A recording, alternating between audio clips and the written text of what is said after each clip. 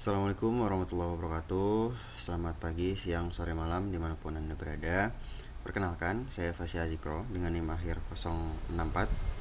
Pada video kali ini saya akan sedikit menjelaskan terkait interface dan juga sedikit dasar penggunaan dari software HiPAC. Mungkin sedikit informasi bahwasanya software HiPAC ini merupakan sebuah software yang mana dikembangkan untuk kemudian mendukung survei, hidrografi dan juga kegiatan dredging. Nah, kemudian software ini diperuntukkan untuk menjalankan survei mulai dari perencanaan, kemudian juga memproses hasil survei hingga kemudian menghasilkan final product seperti itu. Yang mana data yang digunakan itu bisa dari kapal ataupun sensor dari mulai yang gampang, kecil skalanya hingga yang sensor yang rumit dan juga vessel ataupun kapal yang cukup besar seperti itu. Nah, kemudian kita masuk ya ke dalam interface ataupun tampilan dari software HiPAC ini sendiri, di mana di sini kita memiliki beberapa hal ya yang terlihat. Jadi pada saat kita mengunduh pertama kali dari HiPAC-nya akan menampilkan tampilan seperti ini. Seperti itu. Di mana yang pertama di atas ini itu adalah title bar gitu ya. Yang sedang saya buka ini adalah Halifax dari folder HiPAC 2018 yang sudah di-download. Kemudian di bawahnya ini adalah menu bar. Jadi file, view. Nah, ini file untuk kemudian kita apabila ingin membuka ataupun membuat project baru, kemudian save project juga bisa di sini. Kemudian view. Nah, ini lebih ke bagaimana tampilan interface-nya dibuat seperti ya sesuai dengan keinginan kita. Ini ada setting, preparation ataupun persiapan, kemudian ini untuk survei, ini untuk processing data gitu ya. Dan ini ada final product. Ini ada high sweep, side scan, utilities, tools dan juga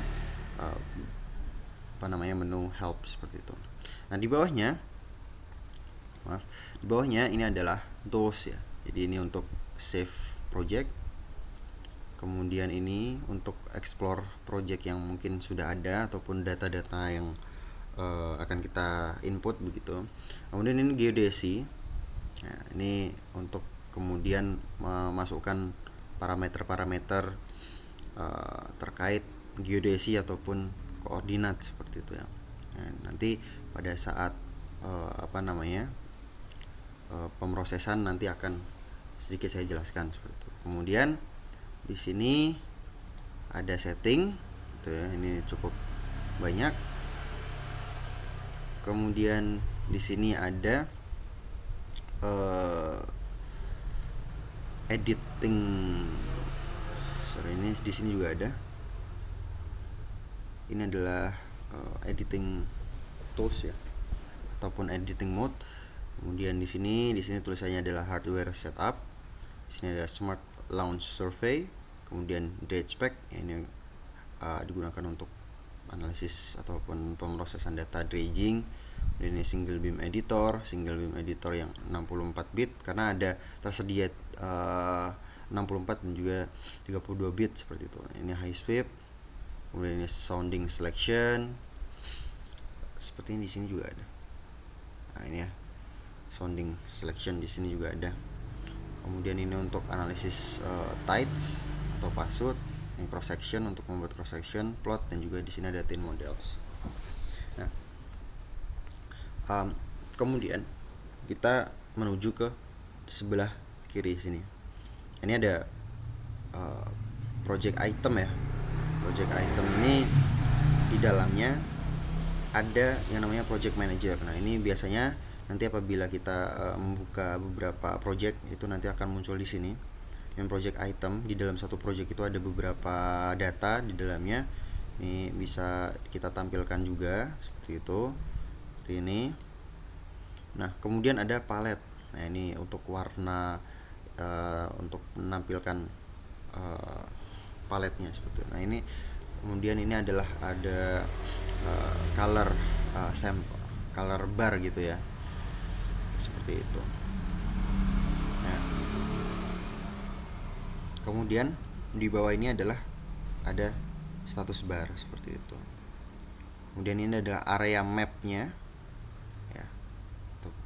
Nah, kemudian ini adalah map view toolsnya. Nah, map view toolsnya ini sendiri ada banyak ya. Jadi ini ada zoom, kemudian ini adalah zoom windows. Jadi apabila kita klik ini, kita akan membuat sebuah polygon ataupun bentuk gitu. Nah, itu nanti akan menjadi objek ataupun area yang di zoom seperti itu. Nah, ini ada rotation atau ya, ini intinya kalau kita klik ini dia untuk memutar si petanya seperti itu.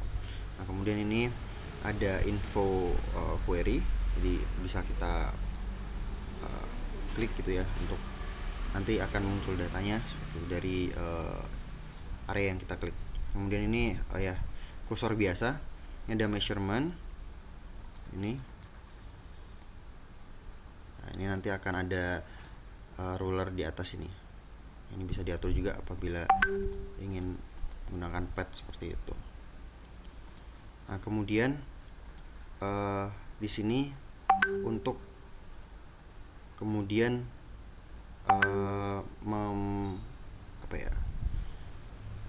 mengutarakan peta yang ada di sini. Jadi apabila tadi kita putar-putar gini, kemudian kita klik ini, nanti akan kembali ke posisi semula. Nah, ini untuk undo. Ini tadi untuk sounding display. Kemudian ini target seperti itu. Nah, kemudian saya izin menjelaskan sedikit terkait kemudian apa yang harus dilaksanakan dalam menggunakan software ini. Yang pertama tentu kita akan new project seperti itu ya. Jadi kita klik saja new project, ini bisa tulis nama projectnya, kemudian di project folder ini seperti apa. Ini bisa di oke saja nanti, cuman tidak akan saya praktekkan. Kemudian nanti biasanya kita akan mengatur geodetic parametersnya. Nah, biasanya ini kita akan menggunakan UTM seperti itu. Nah, karena di Indonesia itu mostly ataupun di Jawa begitu ya, khususnya di Semarang itu kita menggunakannya UTM South ya, seperti itu. Nah, untuk zonanya ini seperti yang biasa kita gunakan ya sebetulnya. Jadi kita biasanya menggunakan 49S seperti itu. Untuk distance unitnya seperti ini ya, ini SMS horizontal seperti itu. Kemudian biasanya akan di oke, kemudian akan dilanjutkan dengan settings. Nah, settings ini untuk data colornya ini bisa disetting terkait border, kemudian matrix outline dan lain-lain. Kemudian di sini track lines. Nah, ini track lines ini maksudnya apa? Ini biasanya akan diisi 999. Artinya dia akan track begitu ya, apabila kita melaksanakan pemeruman, ini nanti akan di track dari start sampai akhir begitu. Jadi dia akan mengikuti. Apabila dia diisi 10 gitu ya, dia akan mengikutinya 10 menit di belakang 10 detik di belakang area, maksudnya di belakang kita seperti itu. Ini bisa chartnya, kemudian target ya. Ini bisa disesuaikan juga seperti itu. Ini di oke saja. Nah, mungkin seperti itu ya. Nah, ini mungkin ada tools-tools yang lain, nanti akan saya jelaskan di video yang lain seperti itu. Terima kasih. Mungkin itu saja video yang bisa saya sampaikan ataupun informasi yang bisa saya sampaikan di dalam video kali ini. Mohon maaf apabila mungkin ada penjelasan yang kurang jelas ataupun informasi yang kurang tepat.